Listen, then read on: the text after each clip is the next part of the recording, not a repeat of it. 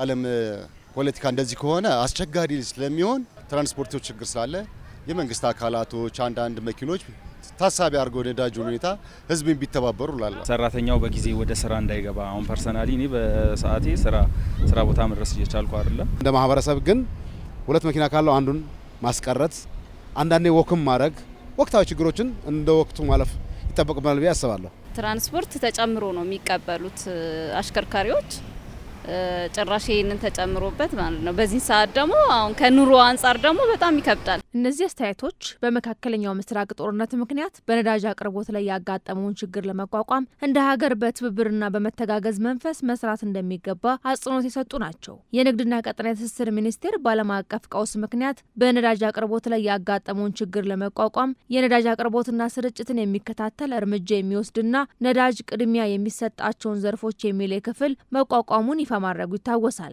ውጥረቱ በነዳጅ ግብይትና አቅርቦት ላይ ተጽዕኖ ማሳደሩን ተከትሎም እንደ ማህበረሰብ የመኪና ባለቤቶች በወንበር ልክ ተሳፋሪን በመጫን በመተጋገዝና በመተባበር ችግሩን ማለፍ እንደሚገባ ነው ኤንቢሲ ኢትዮጵያ ያነጋገራቸው የአዲስ አበባ ነዋሪዎች የገለጹት። አሁን ባዶ መኪናዎች ህዝብን ቢተባበሩ አሁን ትላልቅ ሰዎች አሉ፣ ነፍሰ ጡሮች አሉ። እነዚህ ሰዎች ታሳቢ ቢያደርጉ ላለሁ የተቸገሩ ሰዎችን ወደዚህ ማመጣለሁ ወደዛም ወስዳለሁ።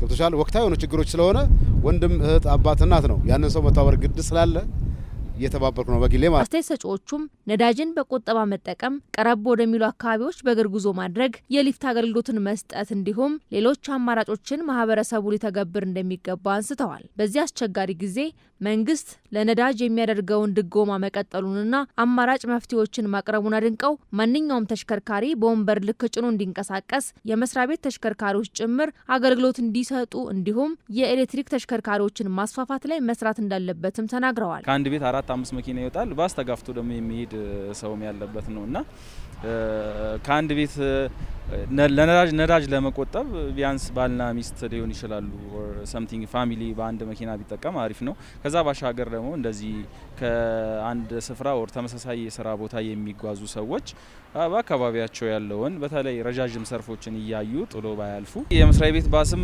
ትራንስፖርት አገልግሎት ቢሰጥ የራሱን ሰራተኞች ካስገባ ካወጣ በኋላ ለድርጅቱም አንድ ገቢ ነው። የእግር ጉዞዎችን ቢያዳብር የተሻለ ይሆናል። ለምንድን ምናያቸው የሚሰሩ ቦታዎች አዝናኝ ናቸው።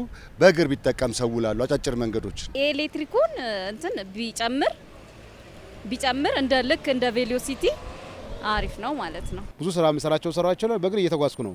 ጤንነትም የተሰማኝ ነው። ችግር ነውና መተባበር መቻል አለብን ባይ ነኝ። በአንድ መኪና ቢንቀሳቀስ ያቺን ቆጥቦ ቢሄድ ሁሉም ከሚያባክ ነው 1 2 4 የሚያቆች አሉ በአንድ ላይ ከሚወጡ እቺን እንደምንም ታግሶ ቢያልፉ ነዳጁ እስከሚመጣ ድረስ ቢተባበሩ የሚል ሀሳብ ነው ያለኝ። የነዳጅ ቀውሱ የዓለም ችግር መሆኑን ያነሱት አስተያየት ሰጪዎቹ ትራንስፖርት ተጠቃሚውን ባገናዘበ መልኩ የመተጋገዝ መንፈስን ማዳበር እንደሚገባ ገልጸዋል። በሕጉ የተቀመጡ ታሪፎች ብቻ እንዲተገበሩ እንዲሁም በነዳጅ ግብይት ላይ የሚስተዋሉ ሕገወጥ ተግባራት ላይ መንግስት ቁጥጥር በማድረግ ኑሮን ለማረጋጋት ይበልጥ መስራት ይገባዋል ብለዋል። አሁን ከተማችን ስናየው ነዳጅ እንደዚህ ችግር ባለበት ሰዓት ሕገወጥ ሰዎች ነዳጅ በጄሪካን ደብቀው የሚያደርጉት የነዳጁን ነገር አሁን እንደሰማነው ውድ እንዲሆን የሚያደርጉት አላግባብ የሚጠቀሙት መንግስትና ህብረተሰቡ ከባድ ቁጥጥር አድርጎ እነዚህ ሰዎች ማጋለጥ ቢኖር በየመንገዱ ደግሞ ለሌሎች ወረፋ ሳይጠብቃቸው በየጀሪካኑ በምን እየቀዱ የሚሰጡ ሰዎች አሉ። እንደዚህ ነገሮች ቢቆጠቡ ይሻላል የሚል ነው። የመብራት መቆራረጥ አለ። እነዚህ ነገሮች ቢስተካከሉ የተወሰነ ነገር መሻገር እንችላለን። በዓለም አቀፍ ደረጃ ከጦርነቱ በፊት የአንድ በርሜል ነጭ ናፍጣ ዋጋ $80 የነበረው $230 ሲደርስ ቤንዚንም ከ70 ወደ $150 መጨመሩን የንግድና ቀጠናዊ ትስስር ሚኒስቴር መረጃ ይጠቁማል።